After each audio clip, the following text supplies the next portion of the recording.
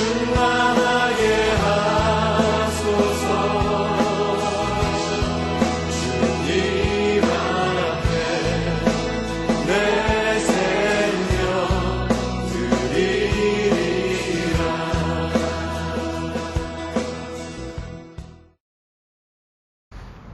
독수리는 어미가 새끼를 훈련할 때 아주 강하게 훈련을 시킵니다. 잘 아시겠지만 날지도 못하는 독수리를 등에 태웁니다.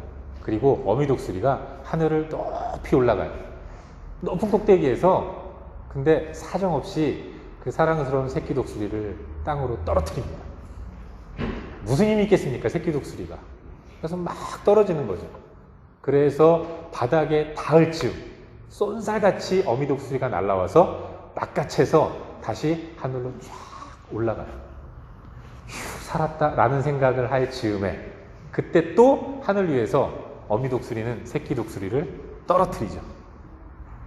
두 번째 떨어질 때는 지도 살려고 열심히 파닥파닥 날개짓을 해요. 힘이 없잖아요. 쭉 떨어집니다.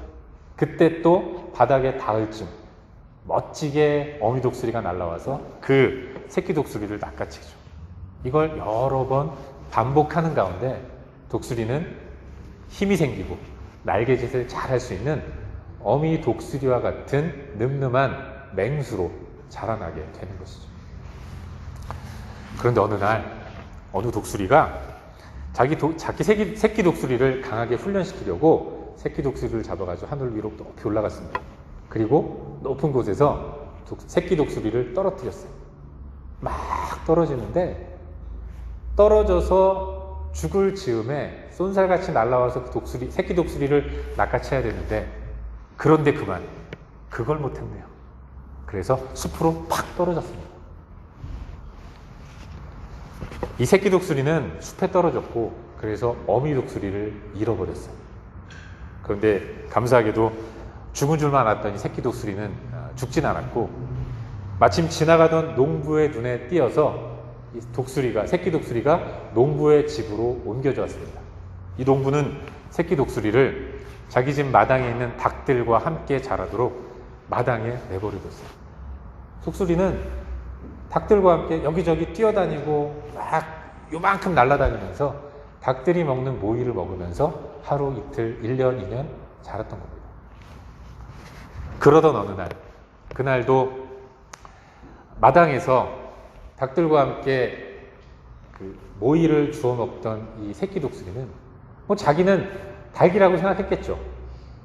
옆에 있는 닭들과는 생김새가 조금 다른 그런 닭이라고 생각했는데 하늘을 우러러 봤습니다. 높은 하늘에 멋진 독수리가 확 날아다니는 거예요. 그걸 보면서 이 새끼 독수리가 생각했습니다. 나도 한번 저렇게 하늘을 날아갔으면 좋겠다. 이 독수리는 자기가 어떤 존재인지를 모르고 살아왔던 거예요.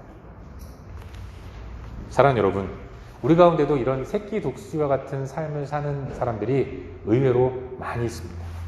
내가 누구인지, 나는 어떤 사람인지, 나 자신의 정체성에 대해서 심각한 혼란을 느끼면서 살아가는 경우가 의외로 많이 있는 거예요. 내가 독수리인지 닭인지 계속해서 헷갈리면서 살아가는 경우가 의외로 많이 있는 것입니다. 여러분은 어떠십니까? 여러분이 누군지, 여러분이 어떤 존재인지 잘 알고 살아가십니까? 특별히 믿음을 가졌고 예수를 믿어서 하나님의 자녀된 여러분은 나는 누구인가? 나는 어떤 존재인가? 라는 이 여러분의 정체성을 매 순간 확인하면서 살아가십니까? 사실 이것은 대단히 중요해요. 내가 누구인지에 대해서 아는 것이 신앙생활의 출발입니다. 그리고 내가 누구인지를 알아야 그런 내가 어떤 삶을 살아야 하는가를 결정할 수 있는 거예요. 이 정체성에 대한 분명한 확인이 이루어질 때 그때 비로소 우리는 내가 가지고 있는 소명과 비전을 발견하게 되는 것입니다. 하지만 우리는 자주 내가 누구인지에 대한 나 자신의 정체성에 대해서 자주 혼란을 느끼며 살아갑니다. 주어진 환경 때문에, 또 때로는 악한 마귀 사탄이 우리에게 들려주는 거짓과 속임수 때문에, 그래서 내가 누구인지 착각하면서 그렇게 살아가는 경우가 대단히 많이 있는 거죠. 내가 독수리임에도 불구하고 나는 닭이야. 나는 닭이기 때문에 닭처럼 살아야 돼. 닥치고 앉아 있어야 돼. 조크였는데. 이렇게 살아가는 경우가 의외로 많이 있는 것이죠. 철저하게 환경의 지배를 받고 살아가는 경우가 많이 있는 것입니다. 오늘 묵상하는 본문도 그래요. 본문에 나오는 기드온의 모습을 보면서도 우리는 그런 정체성의 혼란으로 인해서 너무나도 어이없는 행동을 하는 그의 모습을 발견하게 되는 것입니다. 잠시 본문의 내용을 한번 살펴보도록 하겠습니다. 오늘 본문이 사사기입니다. 사사는 하나님께서 사용하셔서 민족을 구원해 낸 사람들이에요. 드보라라는 여자 사사가 등장해서 혼란에 빠졌고 위기에 빠졌던 이스라엘 민족을 건져냈습니다. 그리고 그 이후로 40년 동안 이스라엘은 아무 일 없이 평안하게 지냈어요. 근데 인간들이 편안하니까 또 마음이 바뀌는 겁니다. 힘들 때는 하나님 도와주세요. 그래서 그 음성 들으시고 하나님이 사사를 보내셔서 구원해 주니까 이제 좀 먹고 살만하고 허리띠 좀 풀리게 되니까 마음이 태탕해지고 교만해져서 하나님을 떠나는 일이 벌어졌어요. 그래서 하나님이 그렇게 하나님 당신을 떠나 범죄 가운데 있는 이스라엘 백성들을 치셨습니다. 하나님은 사람 막대기를 사용하셔서 당신의 백성들을 훈련시키시는데 이번에 사용된 사람 막대기는 미디안이었어요. 미디안이 아말렉과 동방 사람들을 규합해서 이스라엘 백성들을 공격합니다. 백성들이 열심히 농사를 지어가지고 수확을 하고 타작할 즈음 그런가 하면 곡식을 잘 모아놓으면 그때 우르르 몰려들어가지고 타작한 곡식을 빼앗습니다. 잘 모아놓은 곡식들을 약탈하는 거예요. 그래서 이스라엘은 먹을 것이 없는 이런 상황에 처하게 되었던 것이죠. 하지만 이스라엘은 힘이 없었어요. 그래서 변변한 저항도 못했습니다. 그저 이산저산에다가 톡을 만들어 놓는다든지 아니면 웅덩이를 판다든지 그것도 아니면 작게나마 산성을 지어서 거기다가 미디안 몰래 곡식 숨겨놓고 그렇게 몰래 빼서 먹으면서 하루하루를 연명하는 이런 초라한 삶을 살아가고 있었던 거예요. 이것이 모두가 다 미디안의 압제로 인해서 벌어진 일인 것입니다. 오늘 본문에는 기드온이라는 인물이 나오죠. 하나님께서 그를 이스라엘을 구원할 새로운 사사로 세우시는 장면이 오늘 본문의 내용입니다. 그런데 하나님께서 보내신 여호와의 사자가 이제 사사로 부르시기 위해서 기드온에게 나타나셨을 때, 기드온이 여호와의 사자를 만났을 때, 그때 기드온이 뭘 하고 있었는가? 기드온은 그때 밀을 타작하고 있었습니다. 11절 후반부 밀을 포도주 틀에서 타작하더니 그는 자기와 자기 식구들 먹을 밀을 타작하고 있었어요. 근데 여러분 좀 이상한 부분이 있는데 기드온이 밀을 어디서 타작하고 있습니까? 포도주 틀에서 타작하고 있다. 저는 농사를 지어보지 않은 나름 도시에서 자란 도시남입니다. 저는 책도 별로 안 좋아해가지고 농업에 관련된 책도 별로 안 봐서 농사는 아무것도 몰라요. 근데 상식적으로 이 밀을 타작할 때는 넓은 들판에서 타작해야 한다는 것은 압니다.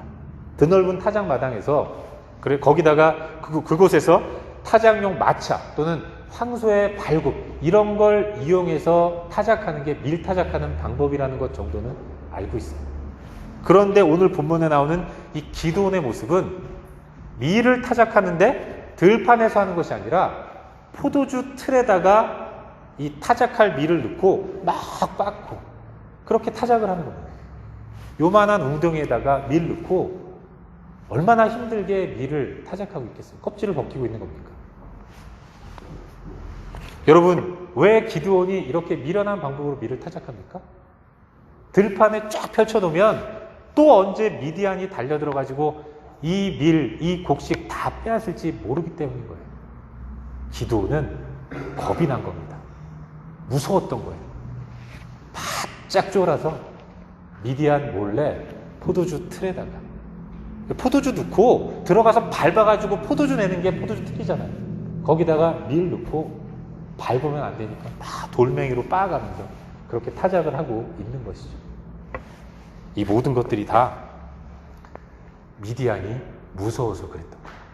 기드온은 작은 새 가슴을 가지고 평범하게 살아가는, 솔직히 저나 여러분, 우리와 별반 다를 것이 없는 연약한 사람이었던 것입니다. 그런데 여러분, 그런 기드온, 전혀 용감하지도 않고 대범하지도 않고 지극히 소시민적인 평범한 삶을 살아가는 기드온을, 그런데 하나님은 택하셨고 당신의 백성 이스라엘을 구원할 사사로 세우시겠다고 여호와의 사자를 보내고 계신 거예요. 그저 겨우겨우 자기 앞가림이나 할 줄 아는 기드온, 그런 기드온을 왠지는 모르겠지만 하나님은 택하셨고, 그리고 그에게 사사의 임무를 부여하고 계신다는 것입니다. 그런데 더 어이없는 것이 있어요.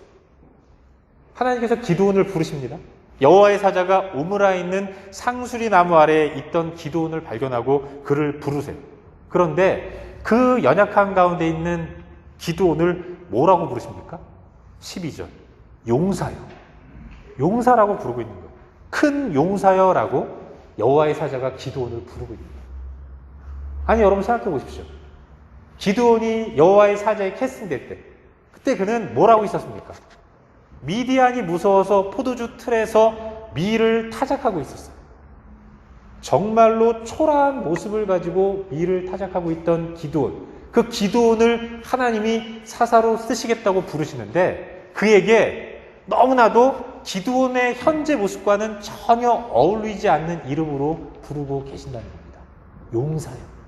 그것도 큰 용사요.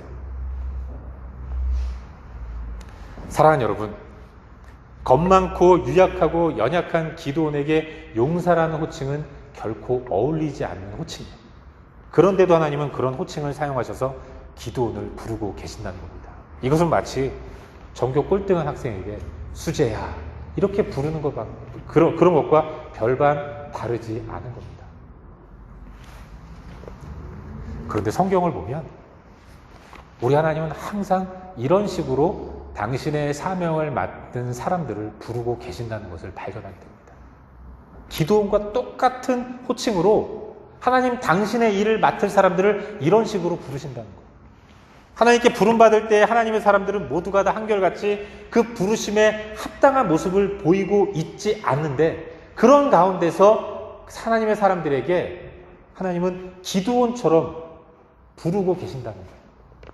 여러분, 이스라엘 백성들은 430년 동안 이집트의 압제를 받으면서 애굽에서 노예로 살고 있었습니다. 그들은 노예로 비참한 삶을 살았어요. 시키는 대로 하면서 정말로 고단한 삶을 사는, 연약한 삶을 사는 사람들이 이스라엘 백성들이었습니다. 그런데 그 이스라엘 백성들에게 나타나셔서 하나님이 출애굽을 명령하셨고 애굽에서 나오게 하셨습니다. 근데 가만히 생각해 보십시오. 이스라엘이 출애굽을 위해서 한 일이 뭡니까? 사실은 아무것도 없어요. 처음부터 끝까지 다 하나님이 이것저것 다 하신 겁니다. 애굽에 10가지 재앙도 내리셨고 바로에 맞서 싸우신 분도 하나님이신 거예요. 그저 이스라엘이 한 일이라곤 나가라 그러니까 이렇게 저렇게 배낭 챙겨매고 주변에 있는 이스라엘 애굽 사람들이 챙겨준 물건들 받아가지고 그래서 광야로 나온 것밖에 없어요.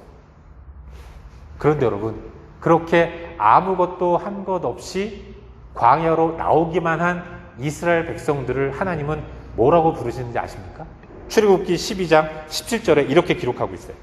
이날에 내가 너희 군대를 애굽 땅에서 인도하여 내었으며.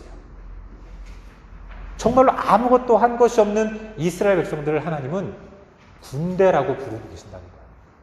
용맹한 군대, 하나님의 영광을 드러내며 하나님의 싸움을 대신 싸우는 군대로, 그 초라한 이스라엘 백성들을 군대로 부르고 계신 우리 하나님의 모습을 발견하게 되는 거예요. 신약도 그렇습니다. 요한복음 21장을 보시면 부활하신 예수님이 디베라 바닷가에서 베드로를 부르세요. 그리고 나서 명령하십니다. 내 양을 먹이라. 내 양을 치라. 내 양을 먹이라. 양은 누가 칩니까? 목자가 치는 거예요. 하나님의 양을 칠 목자라고 베드로를 부르세요. 베드로는 어떤 사람이었습니까? 그는 예수님을 배반한 사람이었어요. 3번씩이나 예수님을 완강하게 부인한 사람이었습니다. 잘 나갈 때는 옆에 있었죠. 내가 주님을 위해서 내 목숨까지 바치겠습니다. 그랬던 그가 예수님이 가장 힘들 때는 예수님을 버리고 먼 발치에서 예수님 진짜 어떻게 되나 보다가 그 여자 하인이 너도 그 도당이라 그러니까 생명의 위협을 느끼면서 나 그 사람 몰라 이러면서 도망간 사람이에요. 그런 연약하고 초라하기 이를 데 없는 베드로를 부르실 때 예수님은 목자라고 불러주셨습니다. 온 천하고도 바꾸지 않겠다고 말씀하시는 그 하나님의 백성을 칠 위대한 목자로 베드로를 불러주셨다는 거예요. 여기저기 돌아다니면서 예수 믿는 사람 핍박하고 죽이는 데 내몰았던 바울, 그 바울을 부르실 때 예수님은 이방인을 위한 사도가 될 사람이다 라고 불러주셨다는 것입니다. 사랑하는 여러분, 우리 하나님은 그런 분이세요. 왠지는 모르겠지만 하나님은 그런 사람들을 부르십니다. 아니, 그런 사람들만 골라서 부르시는 분이에요. 가장 부족하고 가장 연약하고 가장 빈틈이 많은 사람, 그런 사람을 하나님은 유독 사랑하시고 그런 사람들에게 하나님 당신의 일을 맡기시는 겁니다. 좀 잘 나가는 사람은 잘 나갈 때는 내버려둬요. 그러다가 완전히 바닥을 칠 때, 그래서 두 손 두 발 다 들었을 때, 정말로 찌질이가 됐을 때, 그때 하나님은 그에게 나타나셔서 그의 손을 붙들고 나를 위한 위대한 일을 하라고 명령하십니다. 그분이 바로 우리 하나님이라는 것을 우리는 성경을 통해서 발견하게 되는 것입니다. 사랑하는 여러분, 주님은 기드온을 부르실 때 큰 용사여 라고 부르셨어요. 그렇다면 용사란 무엇인가? 우리가 생각하는 용사의 개념과 하나님이 말씀하시는 용사의 의미는 좀 달라요. 용사는 어떤 사람입니까? 용사는 일단 힘이 있어야 돼요. 담력도 있어야 됩니다. 기골이 장대하고 영민하고 지혜롭고 적장의 목을 단칼에 벨 만큼 배포가 있고 두려움 없이 어떠한 어려움에도 계획한 작전을 멋지게 수행하는 사람, 그런 사람을 가리켜서 용사라고 합니다. 승리를 거두는 사람, 의리 있고 충성심 있고 늠름한 사람을 우리는 용사라고 생각해요. 하지만 우리는 오늘 본문을 통해서 그런 일반적인 의미의 용사의 개념에 대해서 다른 시각을 갖게 됩니다. 용사란 어떤 사람입니까? 누가 하나님께 용사로 부름받는 사람인가? 여러분, 진정한 용사란 그건 여호와께서 함께 하시는 자입니다. 여호와께서 너와 함께 하십니다. 12절 후반부, 큰 용사여 여호와께서 너와 함께 하십니다. 진정한 용사는 여호와 하나님이 함께 하시는 사람입니다. 내가 용사가 아니라 연약한 나에게 하나님이 계시다면, 부족한 내가 하나님과 함께 한다면 그러면 나는 용사가 됩니다. 여러분, 기드온은 300명 가지고 미디안의 대군을 완벽하게 무찔렀기 때문에 용사가 된 것이 아니라 그 가운데 하나님이 계셨기 때문에 용사였던 거예요.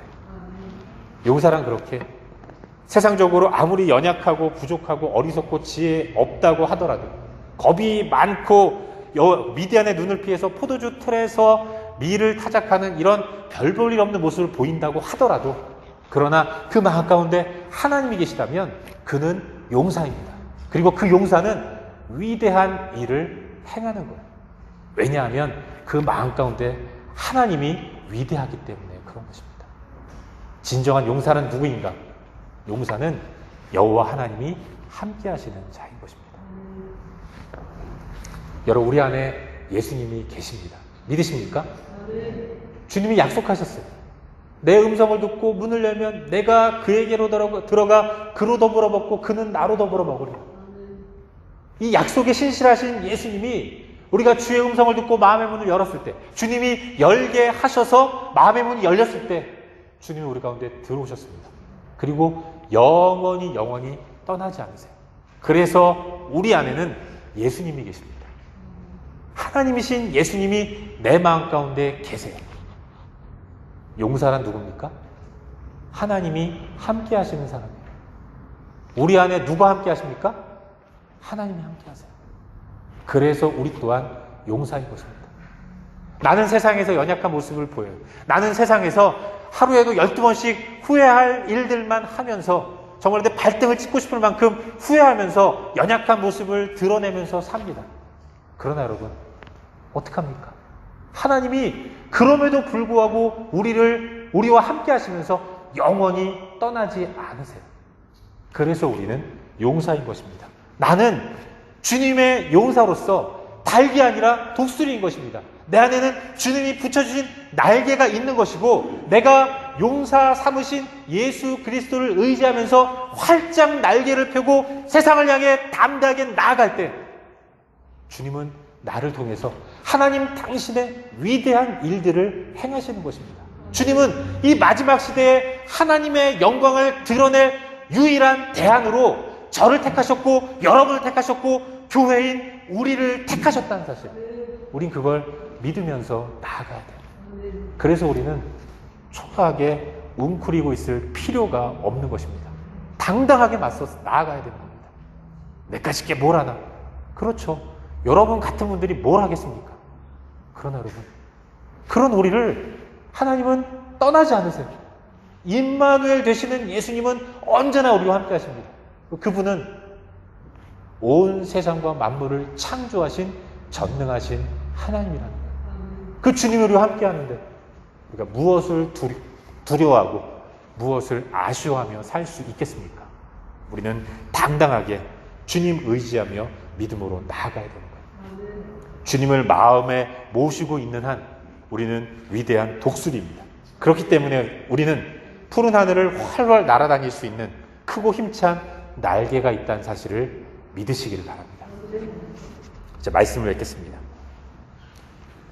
하나님 우리를 사랑하시며 우리를 향한 놀라운 계획을 가지고 계세요. 그 위대한 계획을 이루시기 위해서 주님은 우리를 택하셨고 우리를 용사로 삼아주셨습니다. 나를 통해서 위대한 주의 일들을 이루어 나가시는 분이 하나님이세요. 기억하십시오. 우리는 용사입니다. 나는 용사가 아닌 것처럼 느껴지지만 주님은 끊임없이 우리를 용사로 만드십니다. 훈련시키시고 빚어가세요. 그리고 용사된 우리를 통해서 하나님 당신의 뜻을 반드시 이루실 줄 믿습니다. 그 주님께 주목하는 것, 그게 신앙이에요. 다른 데 시선 두는 것이 아니라 주님께만 우리의 시선을 고정하고 집중하고 그 주님만 따라 나아가는 가운데 당신의 뜻을 이루기 위해서 나를 택하신 그분이 나를 이끌면서 위대한 승리를 우리에게 안겨주실 것입니다. 그 하나님 바라보면서 용기를 내 나아가는 그런 삶을 살아야 하는 것입니다. 여러분, 눈을 하늘에 두십시오. 잠시 있다가 사라질 이 세상에 연연하지 마시고 영원한 하나님의 나라를 대망하면서 그 위대한 하나님의 나라가 나의 작은 움직임을 통해서, 나의 작은 입술을 통해서 드러나고 나타난다는 사실, 나에게는 위대한 하나님 나라의 비밀이 들어있다는 사실을 확신하고 그 자부심을 가지고 이번 한 주간도 당당하게 넉넉히 이기며 나아가는 저와 여러분, 우리 모두의 삶이 될 수 있기를 주의 이름으로 축원합니다.